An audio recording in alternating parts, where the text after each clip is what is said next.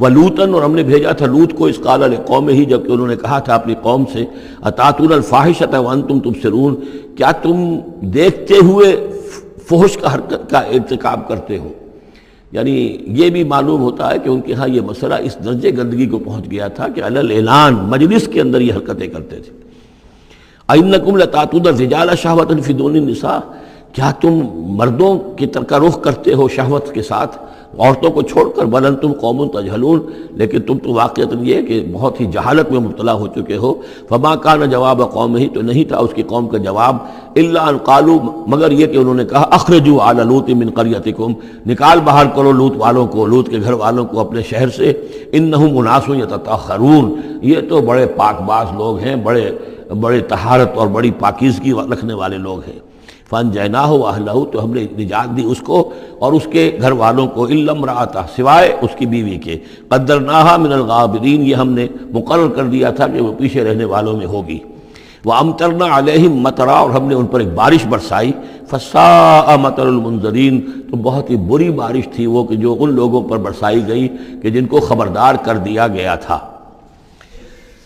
یہ انباء الرسل کا حصہ ختم ہوا۔ اب یہ جو التذکیر بآلاء اللہ، یہ بڑا منفرد سا انداز ہے اس سورہ مبارکہ کا۔ قل الحمد للہ وسلام علی عبادہ الذین اصطفیٰ، کہہ دیجئے کل شکر اور حمد و تعریف اللہ کے لیے ہے، اور سلام ہے اس کے ان بندوں پر جن کو اس نے چن لیا۔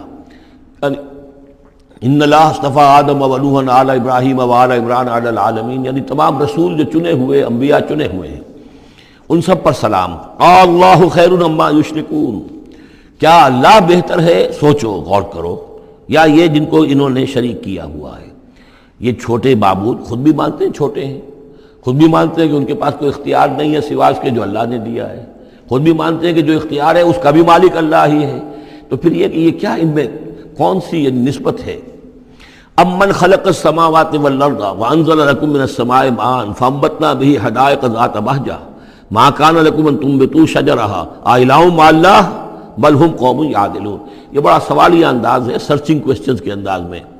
کیا بھلا وہ جس نے آسمان اور زمین پیدا کیے اور جو آسمان سے اتارتا ہے پانی تمہارے لیے، اور اس کے ذریعے سے پھر وہ ہم اگا دیتے ہیں باغات، بڑی رونق والے سرسبز باغات، ما کان لکم ان تنبتوا شجرہ، تمہارے لیے ہرگز ممکن نہیں تھا کہ تم اس کے پودوں کو خود اگا سکتے۔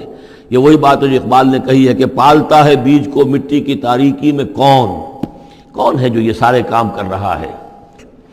امن خلق السماوات والارض وانزل لکم من السماء ماء، بھلا کس نے، کون ہے کہ جس نے آسمان اور زمین پیدا کیے اور تمہارے لیے آسمان سے پانی برسایا، پھر ہم نے پیدا کر دیے، اگا دیے اس کے ذریعے سے باغات بڑے سرسبز و شاداب، تمہارے لیے قطعاً ممکن نہیں تھا کہ تم ان کو اگاتے۔ ان سے الہ مع اللہ، کیا یہ کام جو کرنے میں اللہ کے ساتھ کوئی اور الہ شامل ہے؟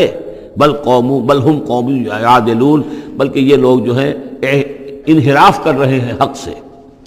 امن جعل الارض قرارا، بھلا کس نے بنایا زمین کو ٹھہرنے کی جگہ، وجعل خلالها انہارا، اور کس نے اس کے اندر بہا دی ہیں یہ ندیاں اور دریا، وجعل لها رواسیا، اور اس کے اندر لنگر ڈال دیے ہیں، وجعل بین البحرین حاجزا، اور دو دریاؤں کے درمیان کس نے پردہ ڈال دیا ہے؟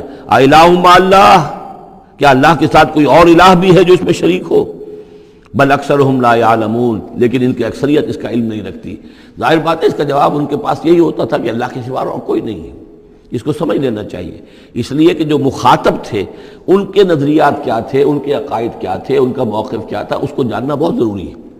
یہ تعویل، یہ خاص جو میں نے کہا تھا کہ جو اولین مخاطب تھے قرآن مجید کے، ان کے عقائد، نظریات، خیالات کیا تھے؟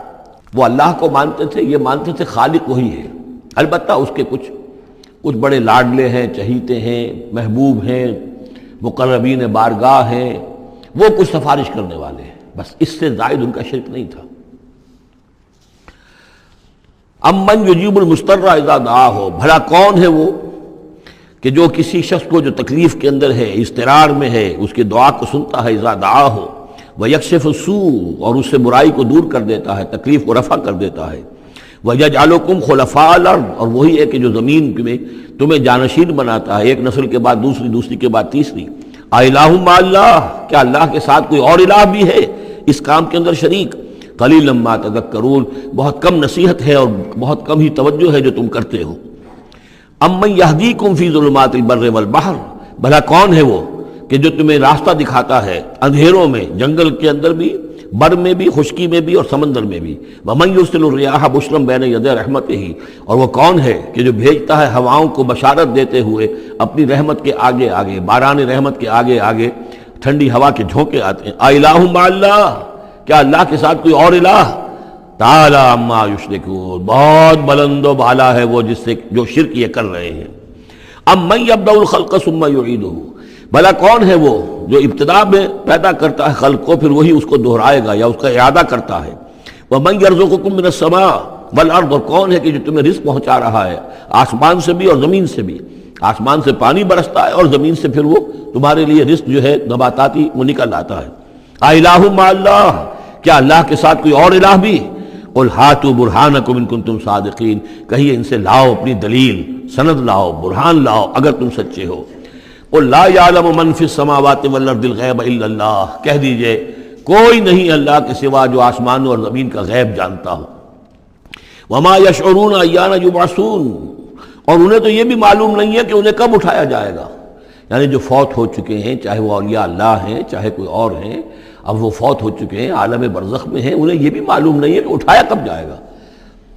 بل ادارک علمہم فی الآخرہ، لیکن ان کا علم اور ان کا فہم جو ہے وہ آخرت کے معاملے میں تھک ہار کر رہ گیا، یعنی آخرت کی حقیقت کو نہیں سمجھ پا رہے ہیں۔ بل ہم فی شک منہا، چنانچہ وہ اس کے بارے میں شکوک و شبہات میں مبتلا ہیں۔ بل ہم منہا عمون، بلکہ وہ اس کی طرف سے اندھے ہو چکے ہیں، عملاً اندھے ہیں، مانتے ہیں آخرت ہے، جی اٹھنا ہے، لیکن اگر آخرت ہے، جی اٹھنا ہے، اگر اصل زندگی وہی زندگی ہے تو بھلا سوچو تم اس زندگی کے لیے کیا فکر کر رہے ہو؟ تمہیں کل کی فکر ہے کہ کیا کھائیں گے؟ اگر پیسے نہیں ہیں تو کس قدر فکر اور تشویش تابنگیر ہو جاتی ہے، اس لیے کہ کل کا پتہ ہے کل آئے گا، کل کا دن آئے گا، اس کے لیے مجھے ضرورت ہوگی۔ اگر اتنا یقین ہو آخرت کا بھی تو پھر سوچنا ہوگا کہ اس کے لیے کتنی سوچ ہے اور کتنی فکر ہے۔